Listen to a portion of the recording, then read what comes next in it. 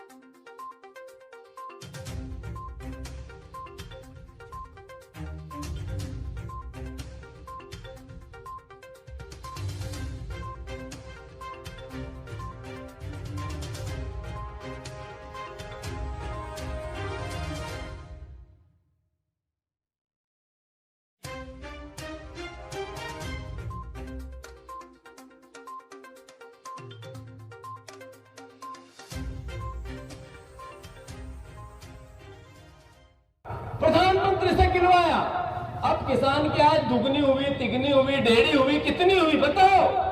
तो शिवराज जी ने कहा जानकारी एकत्र की जा रही है। दूसरी बार पूछा, तीसरी बार पूछा, चौथी बार पूछा, पांचवी बार पूछा, 10 बार पूछा, मेरे समेत कई विधायकों ने पूछा, एक ही उत्तर, जानकारी एकत्र की जा रही है। पर दुख तब हुआ मुझे, शर्म आने लगी मुझे कि मेरा मुख्यमंत्री शिवराज सिंह चौहान है। वो कब? जब शिवराज सिंह चौहान ने कहा हमने किसानों की आय दोगुनी कर दी।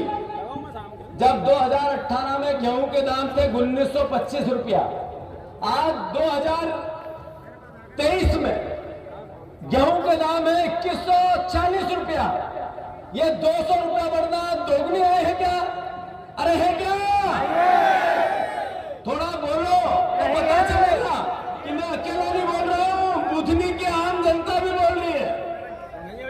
अब आप बताओ, शिवराज जी ने जब ये कहा कि मैंने किसान की आय दोगुनी कर दी, तो ऐसा लगा एक मुट्ठी मिर्ची भरी और आंखों में छौंक दी किसान के बेटों को। साथियों, अभी जन आशीर्वाद चाहिए शिवराज जी को। मैं बुधनी के परिवार के लोगों से आग्रह करना चाहता हूं, जन आशीर्वाद शिवराज जी को जनता को चाहिए। पर नरेंद्र मोदी जी से पूछा तो उन्होंने हानि की कि मैं शिवराज जी को आशीर्वाद देना चाहता हूं। जब जेपी नड्डा से पूछा कि आप शिवराज जी के चेहरे पर चुनाव लड़ना चाहते हो क्या, तो उन्होंने कहा हम नरेंद्र मोदी जी के चेहरे पर चुनाव लड़ेंगे। जब अमित शाह से पूछा कि आपका 20 साल का मुख्यमंत्री चुनाव का चेहरा होगा क्या, तो अमित शाह ने कहा ये हमारा इंटरनल मामला है, समय पर बताएंगे।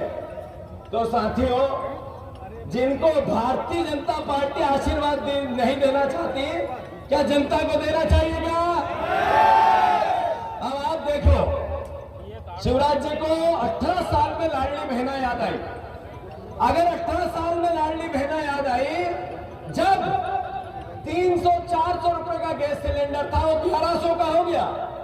300 का था तब लाडली बहना की याद नहीं आई थी, अब 1100 का हो गया। तो शिवराज जी कहती बहना चिंता मत कर, मामा है, का समय आ गया है।